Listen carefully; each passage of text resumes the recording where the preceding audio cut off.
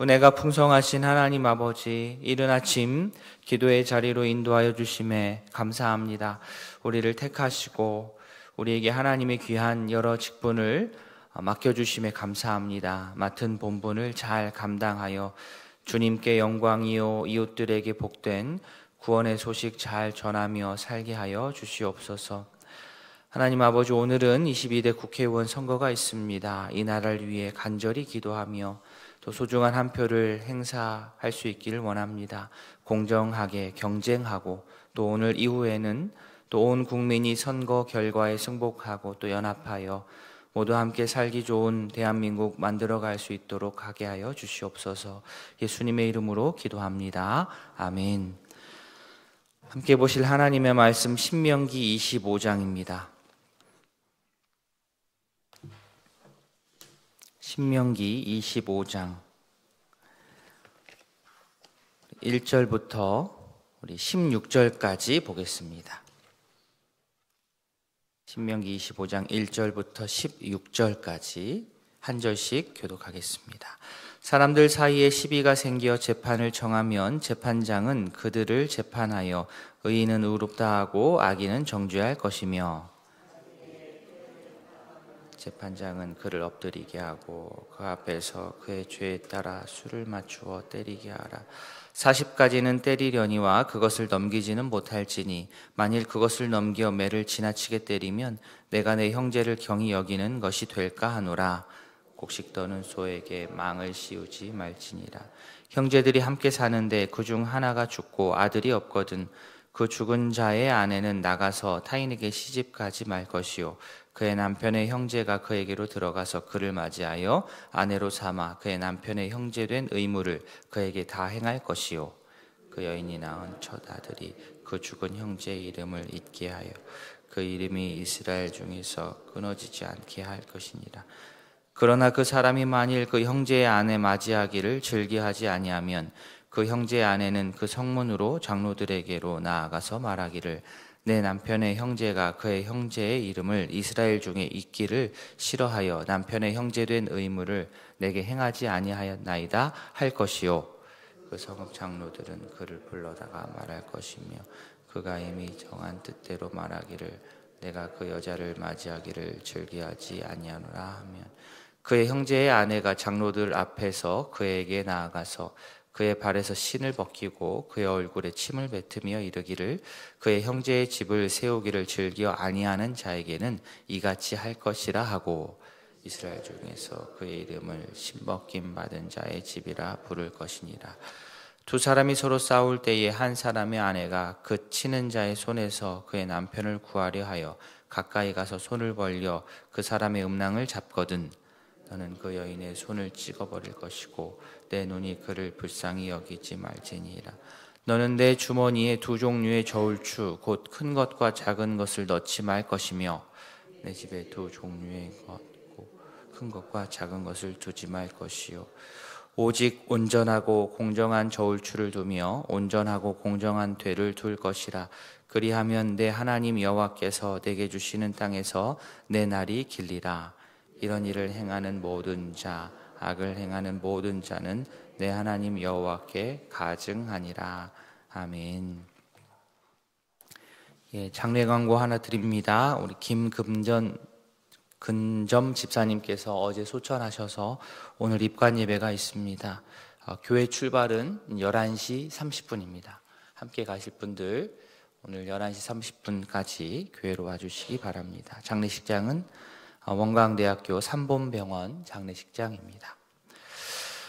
신명기 25장은 재판 상황을 염두에 둔 그런 말씀입니다. 재판은 공정해야 됩니다. 옳고 그름을 판단하여서 악을 제어해야 되고 또 억울한 일이 없게 해야 되고 또 아무리 죄인이라 하더라도 그 죄를 넘어서서 과하게 처벌을 하지 않도록 주의를 해야 됩니다. 1절 뒷부분에 의인은 의롭다 하고 악인은 정죄할 것이며 이렇게 나오죠. 의인을 의롭다라고 판단하는 것이 공정의 시작입니다.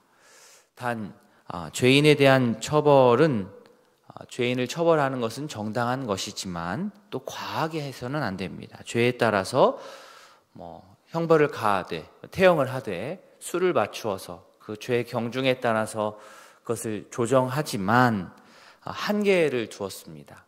여기서 본문에서 때리는 그 태형은 40대가 최대입니다.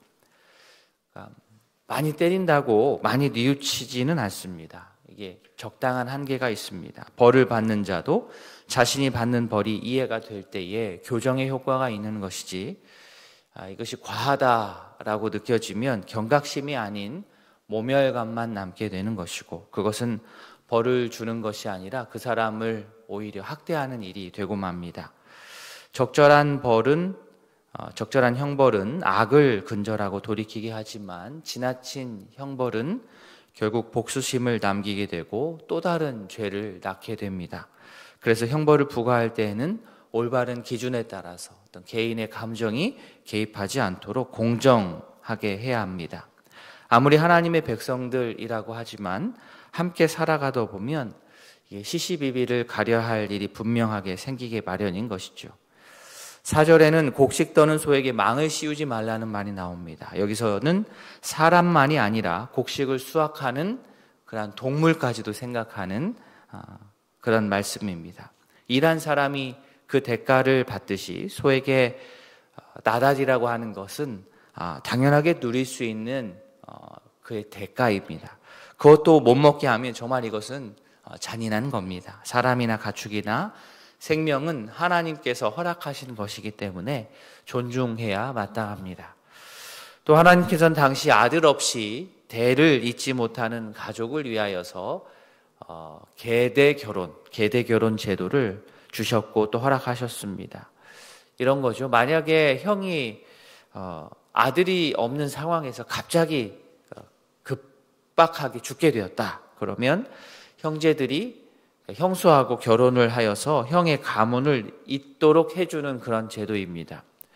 의미로 보자면 요즘의 양자제도와 같다 이렇게 보시면 됩니다. 물론 지금 시대의 기준으로는 이것을 어떻게 실제적으로 실행을 할 수 있을까, 상식적으로 이것을 할 수 있을까 고민도 되지만 당시 상황에서는 이 대를 잇는다는 것이 너무나도 중요한 생명과 같은 일이었기 때문에 이러한 제도를 또 허락하셨습니다. 이것이 당시에 의무였습니다. 이것은 일반적인 결혼으로 생각하면 이해가 안 됩니다. 서로 좋아서 하는 결혼이 절대로 아니고요. 갑자기 죽은 형제의 가정을 살리는 일입니다. 자기가 원하고 원하지 않고는 그건 중요하지 않습니다. 형제라면 그 의무를 해야만 합니다. 그런데 만약에 이 의무를 행하지 않으면, 이 계대 결혼의 책임을 다하지 않으면 재판에 불려 나아갈 수밖에 없었습니다. 재판에서 계대 결혼의 책임 회피가 사실로 확인이 되면 그 사람의 신을 벗기고 얼굴에 침을 뱉고 사람들에게 자기 형제 가문 세우기를 원하지 않는 자는 이렇게 된다라고 이제 막 드러냈습니다. 그만큼 강력하게 하나님께서 말씀하시는 겁니다. 죽은 형제의 가정을 절대로 나 몰라라 하지 말라는 그러한 하나님의 말씀입니다.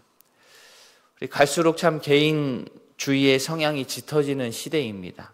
그리스도인인 우리는 하나님의 뜻과 성품을 본받아서 따뜻한 마음으로 우리 가족뿐만 아니라 우리 형제 자매의 가족까지 생각해주고 돌보는 그러한 그리스도인들이 되어야 할 것입니다. 마지막으로 또 하나님께서는 부당한 방법으로 부당한 이익을 취하는 것을 아주 강력하게 금하셨습니다. 13절에서 두 종류의 저울추, 곧 큰 것과 작은 것을 넣지 말라. 또 14절에서는 큰 되와 작은 되를 두지 말라 이렇게 말씀하셨습니다. 추를 두 종류로, 되를 두 종류로 다르게 가지고 있다라는 말은 도량령을 다양하게 가지고 있다 이게 아니라 남을 속이기 위한 그러한 일입니다. 남을 속여서 남에게는 피해가 가더라도 나는 더 큰 이익을 얻고자 하는 그런 겁니다. 성경 시대는 저울추나 되의 크기로 사람을 속였다고 한다면 요즘은 스미싱 문자랄지 또 보이스 피싱이랄지 이게 너무나도 극상이지요. 남을 속여서 남에게는 큰 피해를 주고 나는 그 돈을, 그 이익을 얻고자 합니다. 허위 투자 정보로 사람들을 혼란스럽게 만들어서 큰 피해를 주고 자신은 그렇게 쉽게 얻은 돈으로 유흥을 합니다. 역지사지가 잘 일어나지 않은 거죠. 내가 저런 일을 당했으면 어땠을까? 그 생각을 한번 해봐야 되는데요. 그죠?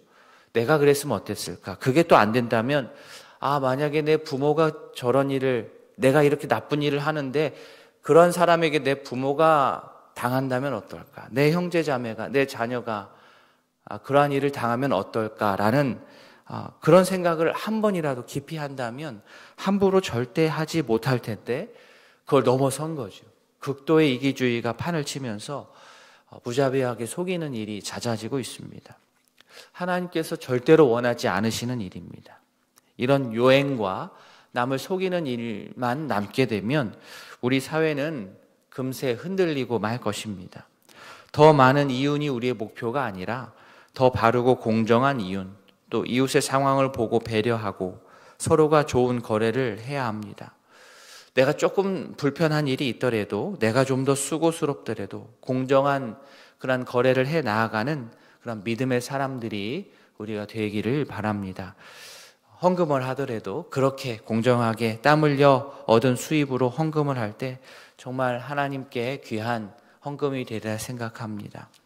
오늘은 국회의원 선거일입니다. 오늘 말씀은 교회뿐 아니라 우리가 속한 사회 전반에도 다 해당하는 말씀입니다. 의인은 의롭다고 하고 악인은 그에 맞게 정죄하는 그러한 나라를 우리 모두가 함께 이루어 가야 합니다.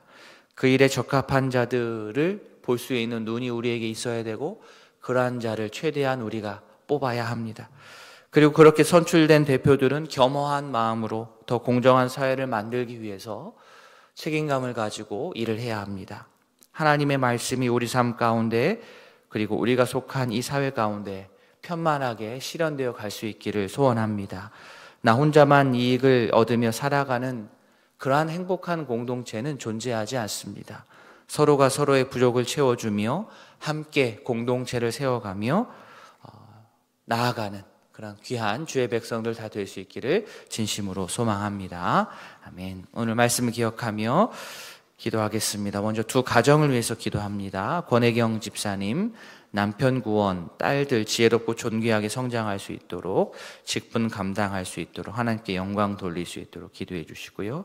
임경선 집사님 가정입니다. 말씀 안에 바로 서는 가정, 맡겨진 직분 기쁨으로 감당할 수 있도록 자녀 가은, 승민, 앞길 인도받을 수 있도록 기도해 주십시오.